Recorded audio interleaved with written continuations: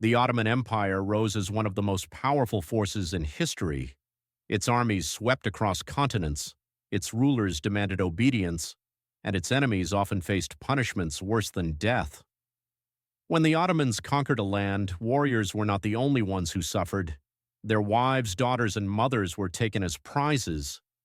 Defeat meant the end of families. It meant lives transformed into captivity. These women were not just captured, they were deliberately humiliated.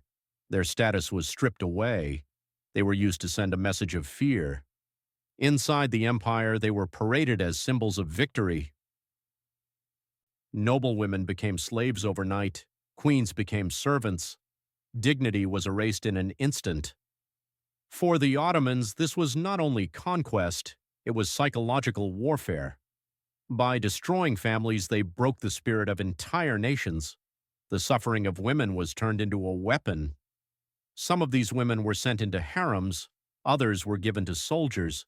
Many were never seen by their families again. Their voices were silenced by history.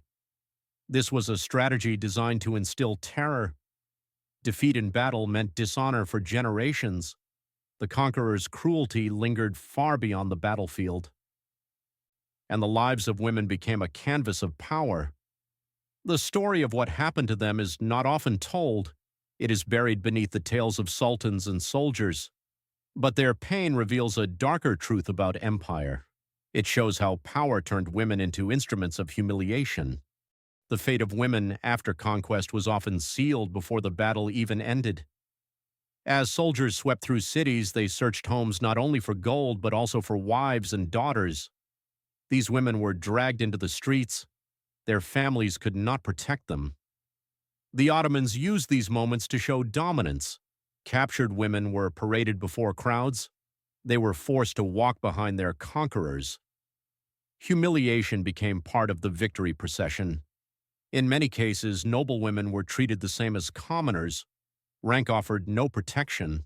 The wife of a defeated general might find herself standing beside the daughter of a farmer. Both reduced to property in the eyes of their captors.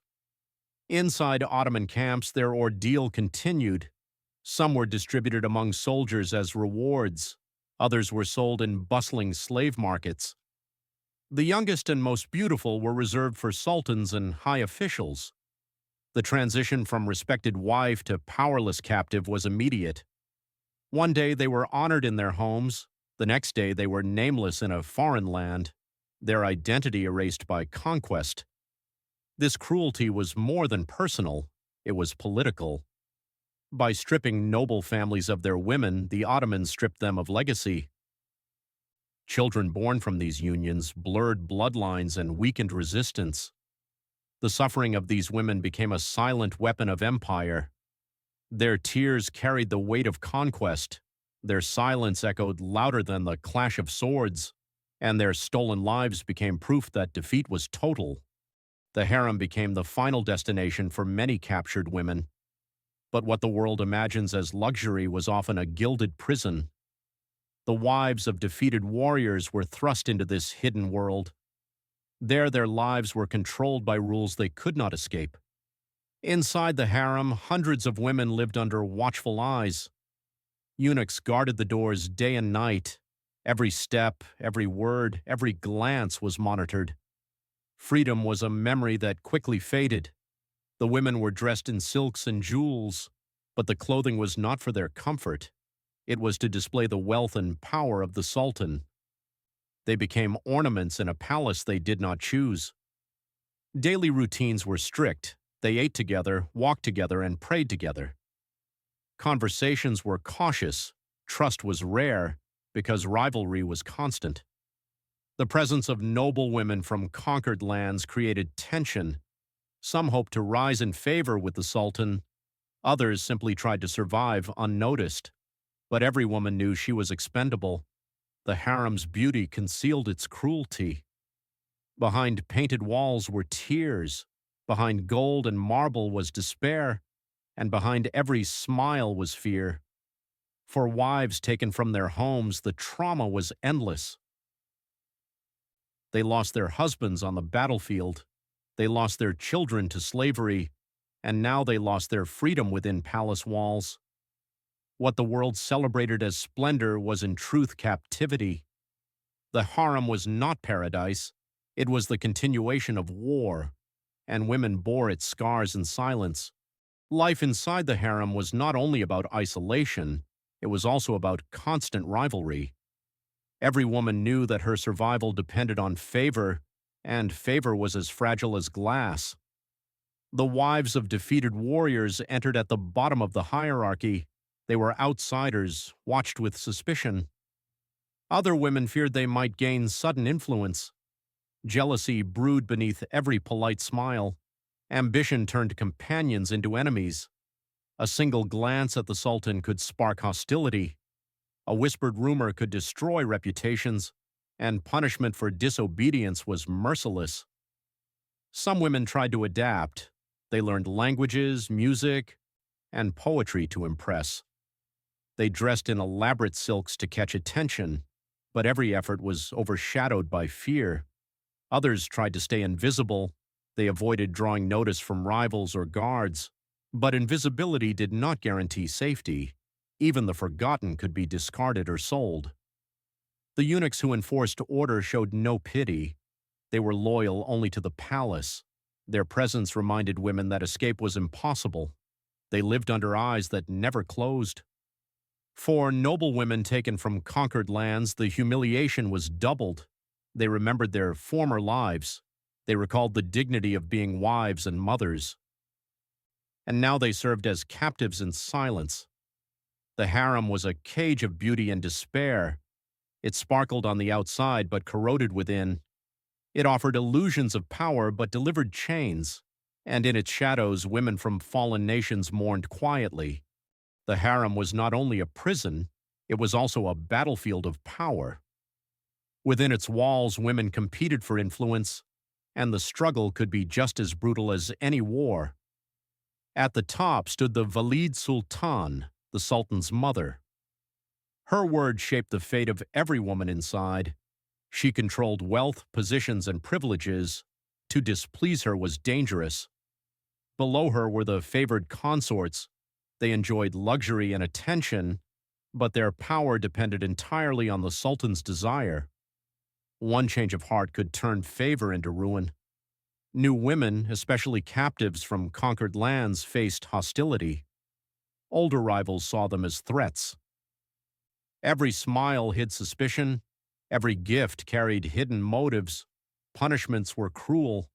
A whisper of disobedience could mean exile to a remote palace. A rumor of betrayal could mean imprisonment.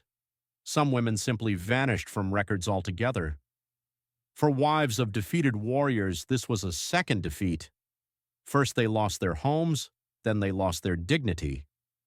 Now they were trapped in a hierarchy designed to break them further. Ambition fed cruelty. Some women allied with eunuchs to harm rivals. Others spread lies to secure advantage. The harem became a web of schemes and survival. Every day was a test of loyalty and silence. To speak too much was dangerous. To trust too easily was fatal. Only caution kept them alive. For the women who once lived as noble wives, this life was unbearable. They had traded freedom for suspicion. They had traded family for rivalry, and the harem's walls echoed with their despair. Inside the harem, women did not only live under the eyes of eunuchs, they were also forced to watch and report on one another. Surveillance was built into daily life. Every room had listening ears. Every hall carried whispers. The Sultan wanted no secrets among his women, and so suspicion was turned into law. Wives of defeated warriors found themselves trapped in this system. They were told to monitor rivals. They were pressured to betray friendships. Even silence could be punished. Trust disappeared. A woman could not confide in her neighbor. A single careless word might be reported, and punishment could come without warning. The harem taught women to control themselves. They measured their expressions. They weighed their words. They lived with the fear that someone was always watching. This system destroyed unity. It prevented alliances from forming. It turned potential sisters into enemies. It made women instruments of their own captivity. For noble wives from conquered lands, the humiliation was sharp. They once commanded households and servants. Now they were reduced to spies on each other. Their dignity was broken piece by piece. The Ottomans understood the psychology of power. By forcing women to police themselves, they created order without mercy. The harem became a silent prison. Its walls echoed not with solidarity but with suspicion.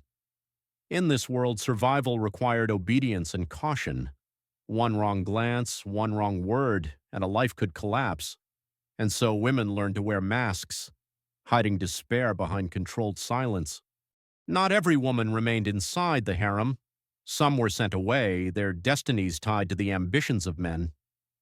The Ottomans often gave captured wives to generals or high officials. In this way, women became living rewards for loyalty. For the empire, this practice had two purposes. It erased the woman's past and tied her to the Ottoman elite, and it prevented her family from reclaiming her. She was cut off forever from her homeland. A woman who had once been a queen or noble lady could suddenly find herself married to a commander. But this was no true marriage. It was another form of captivity. Her role was to serve the interests of empire. Some were forced to adopt new names. Others were converted to Islam. The transformation was not only physical but spiritual. They were remade to erase every trace of their old lives. For their new husbands, these women were trophies. Their presence proved victory. Their silence displayed submission. And their children would carry mixed bloodlines, blurring the memory of conquest. Many women resisted quietly. They kept memories of their homes alive in whispers. They told stories to their children of lands they would never see. But those voices rarely survived in history. This strategy was clever and cruel. By scattering noble women into the households of Ottoman leaders, the empire destroyed entire dynasties. Lineages ended, kingdoms faded, and all that remained was loyalty to the sultan. For the wives of defeated warriors, this was worse than chains. It was a slow erasure of identity, a life where even memory became dangerous, and survival meant forgetting who they once were. Not every woman entered the palace. Not every woman was given to generals. Many were sent to the open slave markets, and there their fate became public spectacle. The markets were crowded and noisy. Merchants shouted prices, chains rattled as captives were displayed, and among them stood the wives and daughters of fallen warriors. They were examined like objects. Buyers inspected their faces and hands. They judged their worth by age and beauty. A noble woman could be bought for the same price as a horse. For the Ottomans, these markets served two purposes. They enriched the empire with profit, and they humiliated entire nations by reducing their women to commodities. The message was clear. Resistance brought degradation. Some women were purchased by wealthy merchants, others by soldiers seeking servants. Some were taken far from their homeland, never to return. Families were broken with finality. The slave markets destroyed dignity. A wife who once dined in a palace could now scrub floors in a stranger's house. A daughter who once sang in gardens could now be forced into servitude. The contrast was deliberate and cruel. These women carried memories of loss. They remembered their homes, their husbands, their children. But the markets erased their names. They became property without past or identity. For the wives of defeated warriors, this was worse than death. Death ended pain, slavery prolonged it, and the markets ensured that humiliation echoed through every generation. The story of these women is often hidden in silence. Official records praise sultans and victories. Chroniclers write of armies and cities. But the voices of wives and mothers rarely appear. Yet their suffering was as real as the clash of swords. They carried the weight of conquest on their bodies. They endured humiliation that echoed through generations, and they bore scars that history refused to see. For the empire, these women were trophies. For their families, they were wounds that never healed. The loss of a wife or daughter meant the loss of honor. It meant a future forever marked by grief.